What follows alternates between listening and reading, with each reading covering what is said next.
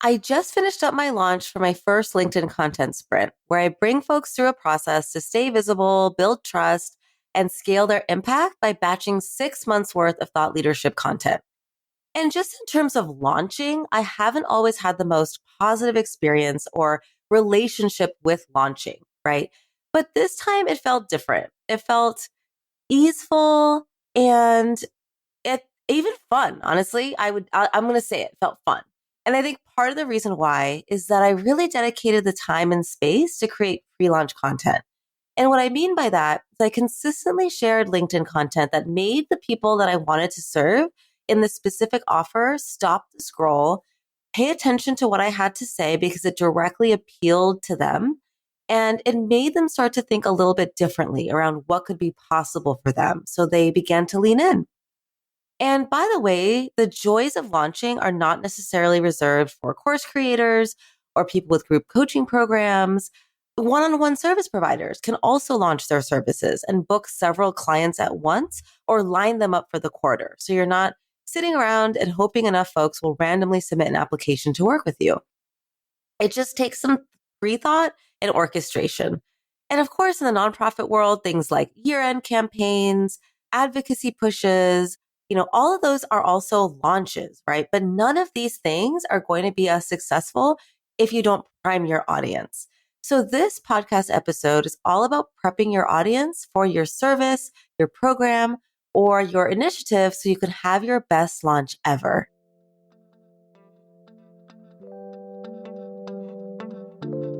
Three, two, one. Welcome to the Campfire Circle. I'm your host, Tania Bhattacharyya, and I empower purpose-driven women in building influential personal brands that drive change and raise revenue. We all talk about getting a seat at the table, but why though? Who wants to sit in a stuffy boardroom anyway? Let's reimagine the ultimate space of leadership as a campfire circle, where we share stories that inspire movements, build brave communities to huddle together with for warmth, and where there is always room. Come sit with us. So I think the reason that so many of us have an interesting relationship with launching is that we are birthing something out of love into the world. It's deeply personal. We are super close to our new program, offer, or service. The framework that we've come up with, the stories that we're sharing, the transformation we're promising, it's somehow related to our own experience that we went through ourselves. And so, of course, we think our new offer is the bee's knees. But launching it means that our product, service, offer, group program, whatever, is leaving the safety and comfort of our brain and going out into the world where it is out there. It can invite criticism. People might misunderstanding its awesomeness, or it could just plain and simple get ignored. And so who wants to go through that, right? Nobody wants to go through that. But we have impact-driven businesses, and beyond needing to make payroll or pay our bills, we have a deeper mission behind our work. And so we launch. And the reality is launching boils down to math, right? It boils down to numbers. And this is the only time this dreamy Pisces is ever going to say this. But a successful launch is not so much about our feelings about the launch. It's about numbers. And it's about cultivating a large enough audience for the number of people that you want to bring into your program or your service at once. And so because the LinkedIn content sprint included one-on-one support from me in the form of copy coaching and feedback on everything that people were creating, I knew that I wanted no more than 20 people for this first round. And conversion rates vary a lot, but the wise marketing elders in the world generally say it's anywhere between 2 to 5% of your total audience. So if we are going to be conservative and say, let's say 2%, I knew that I needed at least 1,000 engaged people in my audience. And because I have been committed to sharing my insights and my stories and perspective and being visible on LinkedIn for some time now, I am grateful to have that engaged audience. And so I knew my goal was attainable, but I had to start getting these folks to think about why having 6 months worth of thought leadership content for LinkedIn done and dusted would be helpful to them, since that is the intention of the sprint. And so that's where the pre-launch content starts to come in. So first, I committed to regularly sharing case studies and testimonials, which became my weekly Sunday social impact story campaign. And you can check those out at the link in the show notes just to get inspired on, because this is something you can do too, because showing your work in action is a helpful way for people to see the value of the transformation you provide. And so on a weekly basis, I highlighted one of my clients. I shared their vision, their mission, their story, their elevated pitch, all of which we landed on during our work together. And this had a couple of different wins.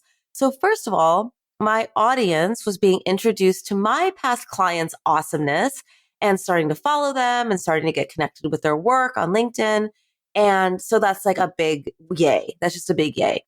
And then second of all, my larger audience was being given a opportunity on a weekly basis to think about what the value of having a clear and consistent thought leadership brand message on LinkedIn was and what that might look like for them.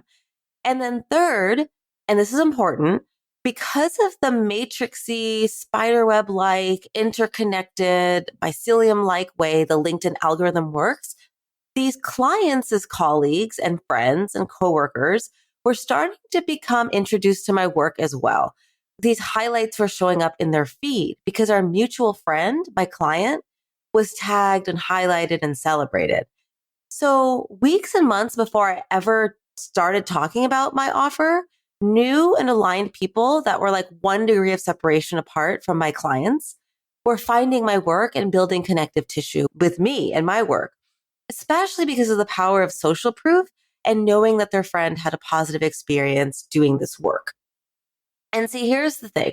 If your program, service, offer, if it sucks, this isn't going to work because you're not going to have people willing to share about their involvement with you. And the only reason I said that is because I know that that's not the case for you. More than likely, you have people sending you text messages, emails, Slack messages, telling you during your offboarding process about how your offer changed their whole day life and business. And so often we don't do anything with that. We just like let it hang in the air. And it's like, oh gosh, I don't know what to do with this good juju. And so I want you to harness the power of that community energy and turn it into a way for more people to learn about you and start to lean in. And of course, it goes without saying, you do this with consent. You do this with the specific buy-in and support of the clients that you're going to be highlighting. But this is a really powerful way to kick off any pre-launch process. I want you to ask yourself how you can make the end result of your work together clear and literally show the end result and not just talk about it, but show it. Show the magic of your work as a coach, as a service provider, or as a consultant. And depending on what you offer, this could be super helpful for the clients that you serve as well.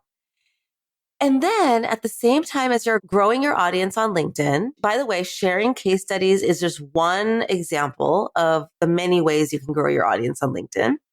But at the same time, you also want to give the right people an opportunity to raise your hand and say like, I'm interested. I want to get closer into your world.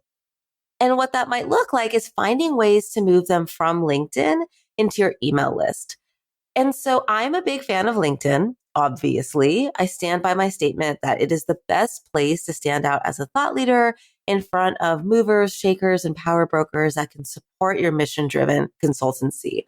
And what I discovered for myself in this launch, because my amazing VA set up UTM codes for me for the first time, is okay, so this is wild. I don't know what UTM stands for, but they're a magical thing. It's like we can pretend it stands for unlimited tacos and margaritas. It's that magical because they help you understand exactly where your sales page traffic is coming from.